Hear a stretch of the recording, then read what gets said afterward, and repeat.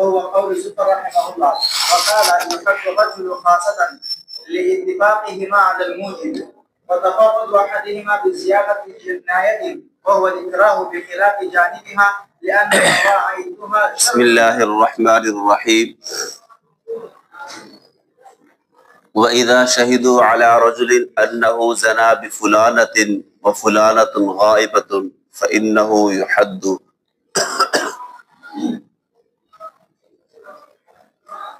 صورت مسئلہ یہ ہے کہ 4 گواہوں نے گواہی دی کہ مثال کے طور پر پیر صاحب نے فلانی عورت سے زنا کیا ہے لیکن فلانی عورت اس وقت غائب ہے، تو کیا پیر صاحب کو حد لگا دی جائے گی؟ ہاں لگا دی جائے گی، ٹھیک ہے۔ اور اگر مسئلہ اس طرح ہوا، 4 گواہوں نے گواہی دی کہ پیر صاحب نے فلاں مثال کے طور پر رضوان کی چوری کی ہے لیکن رضوان غائب ہے، تو کیا گواہوں کی گواہی کی وجہ سے پیر صاحب کو حد سرقہ لگ جائے گی؟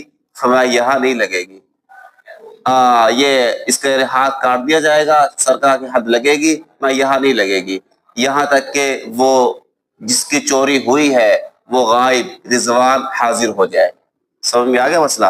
وجہ فرق یہ ہے کہ سرقہ کے اندر حد سرقہ لگنے کے لیے دعویٰ شرط ہے کہ پہلے وہ دعویٰ کرے کہ میرا مال چوری ہوا ہے، تو اس لیے اگر جس کا مال چوری ہوا ہے وہ غائب ہے، وہ آئے گا دعویٰ کرے گا تب حد سرقہ لگے گی۔ غیر ممکن ہے وہ غائب آ کر کہے کہ میرا مال چوری ہوا ہی نہیں ہے، تو بلا وجہ ہم پہلے لگا کے بیٹھ جائے تو پھر نقصان ہو جائے گا۔ جبکہ زنا والے مسئلہ کے اندر 4 گواہوں کی گواہی کے بعد عورت کی طرف سے دعویٰ کوئی شرط نہیں ہے زاریہ کی طرف سے، اس لیے وہ حاضر ہو یا نہ ہو، بہر صورت 4 گواہوں کی گواہی کے بعد حد زنا مرد کو لگا دی جائے گی۔ بات سمجھ میں آ گئی؟ وَبِالْحُضُورِ يُتَوَهَّمُ، یہ سوال مقدر کا جواب ہے۔ سوال یہ ہے کہ آپ نے کہا کہ اس زانیہ فلانی عورت کا حاضر ہونا ضروری نہیں ہے، سائل کہتا ہے کہ اس کا حاضر ہونا بھی ضروری لازم قرار دو، اس لیے کہ ممکن ہے وہ غائبہ آ کر یہ گواہی دے دے اس نے تو مجھ سے نکاح کیا تھا یا میں اس کی لونڈی تھی، پھر بھی تو حد زنا ثابت ہو گئی، تو اس لیے یہاں چونکہ شبہ موجود ہے اس لیے اس کو حاضر ہونے دو۔ اس کا جواب دیا شارح نے، صاحب ہدایہ نے، یہ ایک متوہم چیز ہے، ایک امر موہوم ہے، ایک وہمی چیز ہے کہ شک ہے، ہو سکتا ہے، تو امر موہوم کا اعتبار ان چیزوں میں نہیں کیا جاتا ہے، اس لیے اس امر موہوم کی وجہ سے حد زنا کو ہم موقوف نہیں کریں گے، جو ہے فوراً اس پر لگا دی جائے گی، ٹھیک ہے۔ وَإِنْ شَهِدُوا أَنَّهُ زَنَا بِامْرَأَةٍ لَا يَعْرِفُونَهَا، 4 گواہوں نے گواہی دی کہ پیر صاحب نے ایک عورت سے زنا کیا ہے، لیکن گواہ صاحب یہ بھی کہہ رہے ہیں ہم اس عورت کو نہیں پہچانتے وہ کون ہے، تو پیر صاحب کو حد نہیں لگائی جائے گی، اس لیے کہ غیر ممکن ہے وہ عورت اس کی بیوی ہو، اس کی لونڈی ہو، وہ تو نہیں جانتے نا، انہوں نے صرف یہ دیکھا کہ پیر صاحب نے وطی کی ہے لیکن عورت کے بارے میں کچھ آگاہی ان کو نہیں ہے، تو ممکن ہے اس کی بیوی ہو یا لونڈی ہو یا وطی میں شبہ کر لی گئی ہو، ہر طرح کا احتمال موجود ہے، اس لیے اگر گواہ عورت کو نہیں پہچانتے تو پیر صاحب کو حد نہیں لگائی جائے گی۔ ہاں اگر پیر صاحب نے خود اقرار کیا کہ میں نے عورت سے زنا کیا ہے لیکن عورت کو پہچانتا نہیں ہوں، تو یہاں اب حد لگا دی جائے گی، تو اتنی بات ہمیں معلوم ہو جائے گی کہ وہ عورت اس کی بیوی یا لونڈی نہیں ہے، تبھی تو کہہ رہا میں نے زنا کیا ہے، اتنی بات اس کے اقرار سے کنفرم ہو گئی کہ وہ اس کی بیوی یا لونڈی نہیں ہے، اس لیے اقرار کی صورت میں پیر صاحب کو حد لگا دی جائے گی۔ بات سمجھ میں آ گئی؟ وَإِنْ شَهِدَ اثْنَانِ أَنَّهُ زَنَا بِفُلَانَةٍ فَاسْتَكْرَهَا وَآخَرَانِ أَنَّهَا طَابَعَتْهُ، صورت مسئلہ یہ ہے کہ 4 گواہوں میں سے 2 گواہوں نے گواہی اس طرح دی کہ پیر صاحب نے رضوانہ عورت سے زنا کیا ہے، لیکن رضوانہ کو مجبور کر کے وہ راضی نہیں تھی، اور دوسرے 2 گواہ کہتے ہیں نہیں رضوانہ نے خوش دلی سے زنا کرایا ہے، اب کیا ہوگا؟ تو فرمایا اس صورت میں اور مرد زانے اور زانیہ عورت دونوں سے حد ساقط ہو جائے گی، امام صاحب کے نزدیک اور امام ظفر رحمہ اللہ کے نزدیک۔ لیکن صاحبین فرماتے ہیں عورت سے تو ساقط ہو جائے گی لیکن مرد کو حد لگے گی، ٹھیک ہے۔ صاحبین کی دلیل یہ ہے، وہ کہتے ہیں کہ مرد کے حق میں چاروں گواہ متفق ہے، فرق صرف اتنا ہے دو گواہ اس کے جو زیادتی کی ہے، اس نے زنا کر کے دو گواہ اس میں یعنی کہ اس میں اضافے کو ثابت کر رہے ہیں اور دو گواہ اضافے کو ثابت نہیں کر رہے۔ دو گواہ کہہ رہے اضافہ کیا دو گواہوں کا، وہ یہ ہے کہ دو گواہ کہہ رہے اس نے زنا تو کیا لیکن زبردستی، یعنی جنایت میں اضافہ کیا ہے اس نے، ایک تو زنا کیا اور دوسرا زبردستی کیا، یعنی زنا پر گواہی ہے اور دوسرے گواہ عام روٹین میں گواہی دے رہے ہیں کہ اس نے زنا کیا ہے۔ تو مرد کے حق میں چاروں گواہوں کی گواہی متفق ہے، اس میں کوئی فرق نہیں ہے، صرف دو گواہ کہہ رہے ہیں اس نے جنایت میں زیادتی کی ہے اور دوسرے دو عام روٹین نارمل گواہی دے رہے ہیں۔ چونکہ مرد کے حق میں چاروں گواہوں کی گواہی متفق ہے اس لیے مرد پر حد لگ جائے گی، البتہ عورت پر نہیں لگے گی، اس لیے کہ حد لگنے کے لیے رضامندی شرط ہے، اور یہاں عورت کے حق میں دو گواہ کہہ رہے ہیں اس نے رضامندی سے کرایا ہے اور دو کہہ رہے ہیں رضامندی سے نہیں کیا، تو چونکہ شہادت کا نصاب مکمل نہیں ہے اس لیے عورت پر حد نہیں لگے گی، مرد کے حق میں چونکہ نصاب مکمل ہے اس لیے مرد کو حد لگ جائے گی۔ بات سمجھ میں آ گئی؟ وَلَهُ سے امام صاحب کی دلیل پیش کی۔ امام صاحب دیکھو زنا ایک فعل ہے جو مرد و عورت دونوں سے ثابت ہوتا ہے، جب عورت کے حق میں نصاب مکمل نہیں ہے، دو گواہ یعنی کہ رضامندی کی گواہی دے رہے، دو زبردستی کی، تو جب عورت کے حق میں دو گواہ ہے، کسی جانب نصاب کامل نہیں ہے، تو جیسے عورت سے حد ساقط ہوگی آٹومیٹک مرد سے کیا ہو جائے گی؟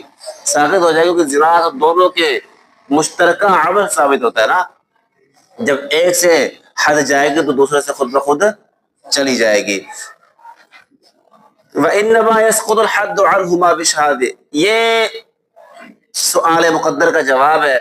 سوال یہ ہے کہ جب گواہوں کی گواہی ساقط ہو گئی تو پھر اس کا مطلب ہے گواہ جھوٹے تھے جنہوں نے یہ گواہی دی کہ اس نے زبردستی زنا کرایا ہے، تو جنہوں نے کہا ہے کہ اس نے خوشی سے زنا کرایا ہے تو گویا کہ وہ جھوٹے تھے، تو ان پر حد قذف لگنی چاہیے۔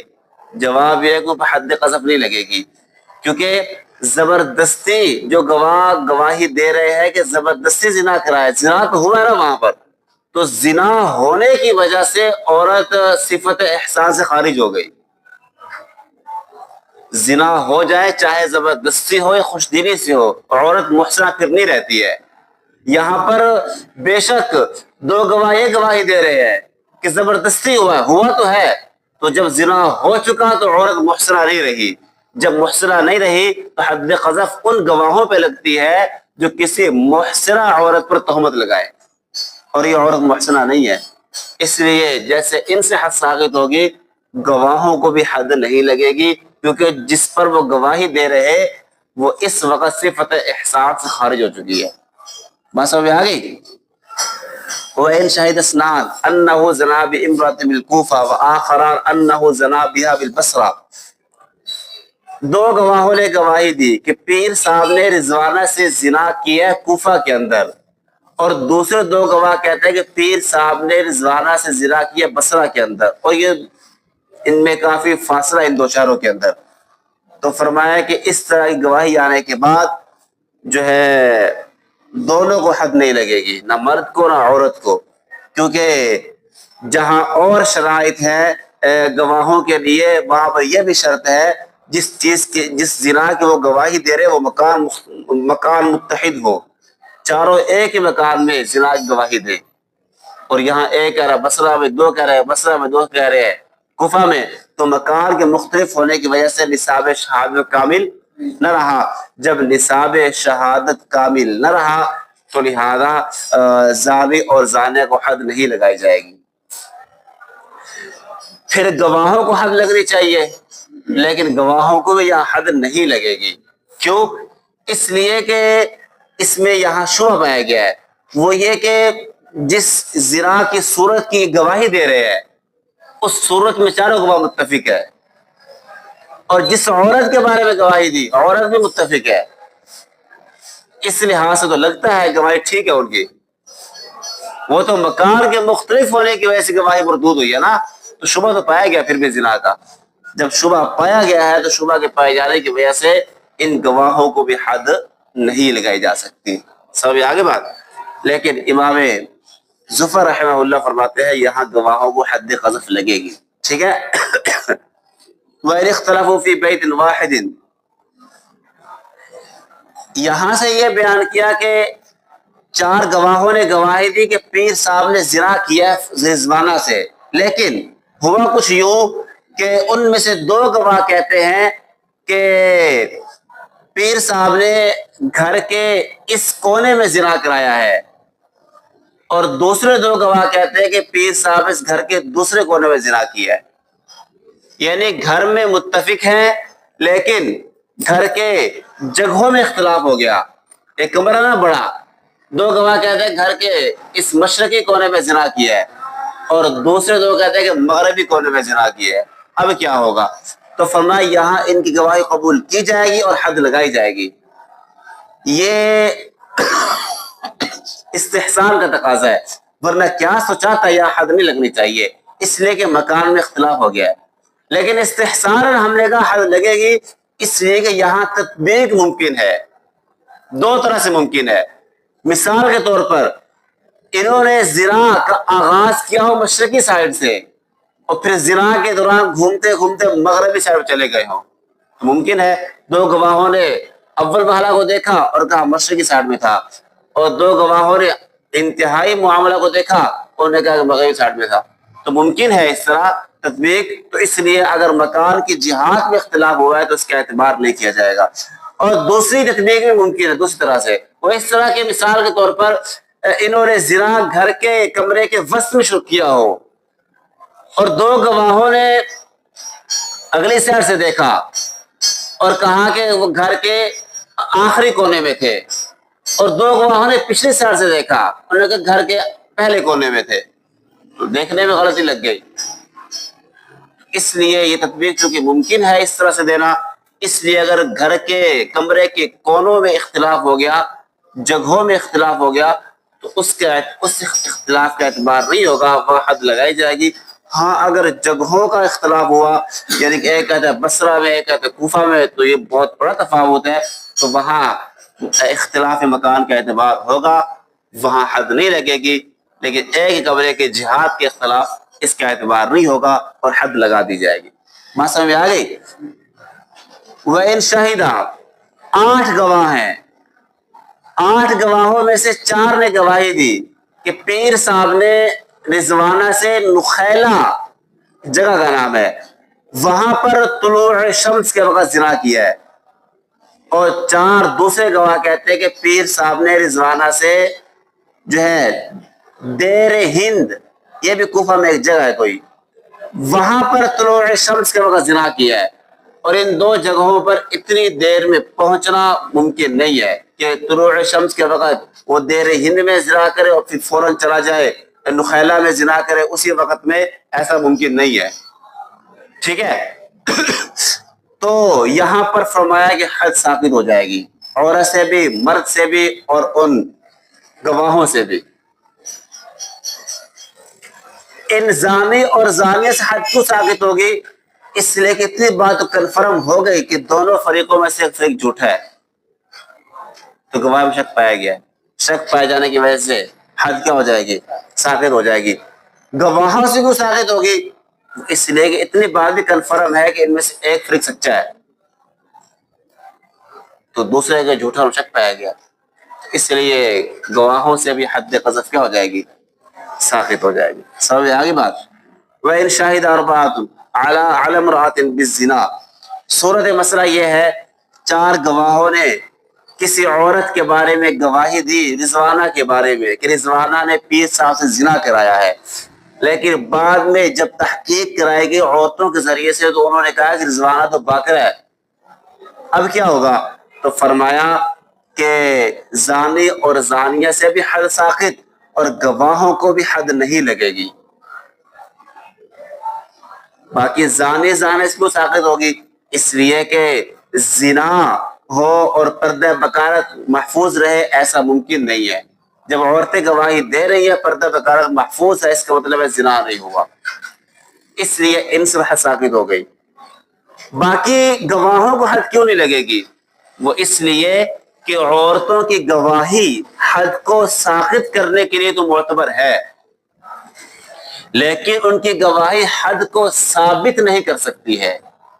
اب ان کی گواہی سے اتنا تو ہم نے کر دیا کہ اس سے حد ثابت ہو گئی، اور عورتوں کی گواہی سے اتنی پاور ہے کہ وہ حد ثابت کروا سکتی ہے۔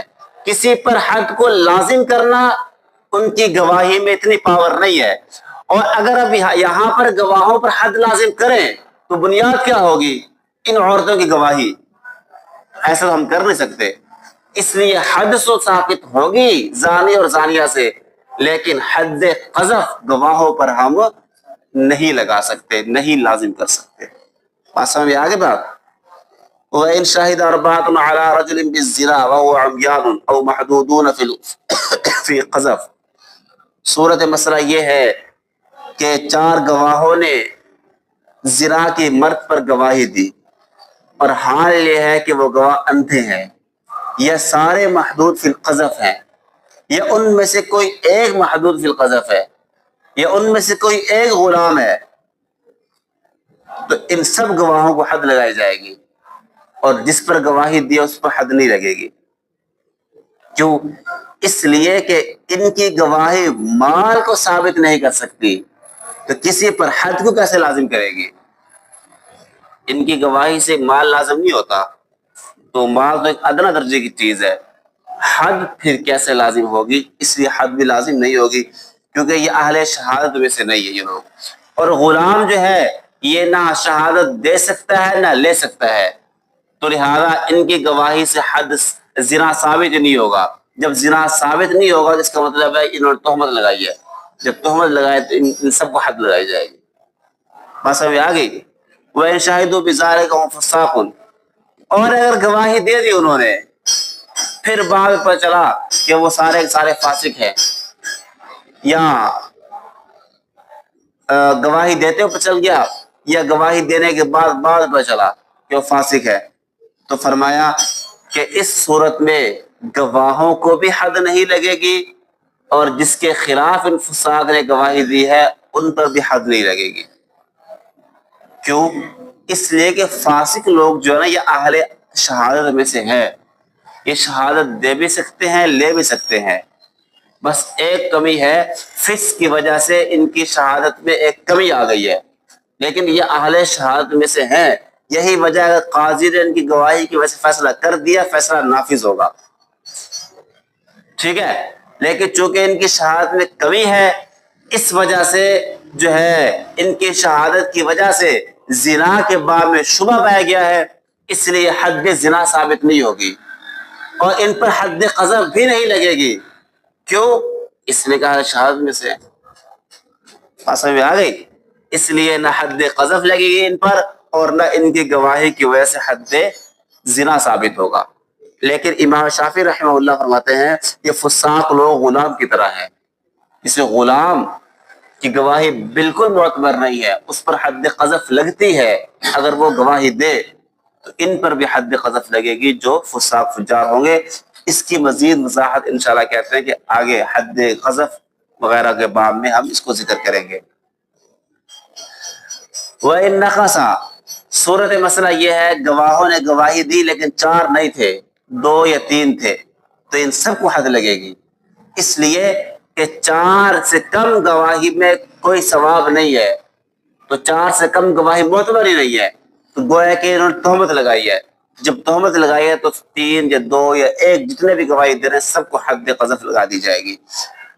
وَإِن شَهِدَ أَرْبَعَةٌ عَلَى رَجُلٍ بِالزِّنَا، 4 گواہوں نے مرد پر زنا کی گواہی دی، گواہی کی وجہ سے وہ جو ہے اس کو مارا پیٹا گیا، اس زانی یا زانیہ کو.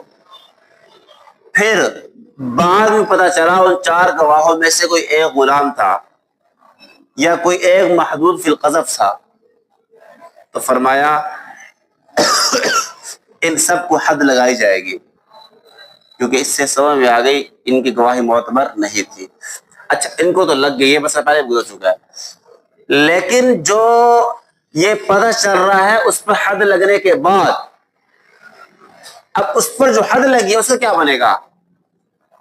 مثال کے طور پر حد لگنے سے وہ زخمی ہو گیا ہے یا رجم ہوا ہے، اس پر جان چلا گیا، بعد کو پتہ چلا یہ گواہ جھوٹے تھے یا اس میں کوئی غلام تھا یا محدود فی القذف تھا یا جو بھی، ان گواہوں کی گواہی رد کر دی گئی. اب جو اس پر حد لگ چکی ہے اس کا جو نقصان ہوا ہے اس کا ذمہ دار کون ہوگا؟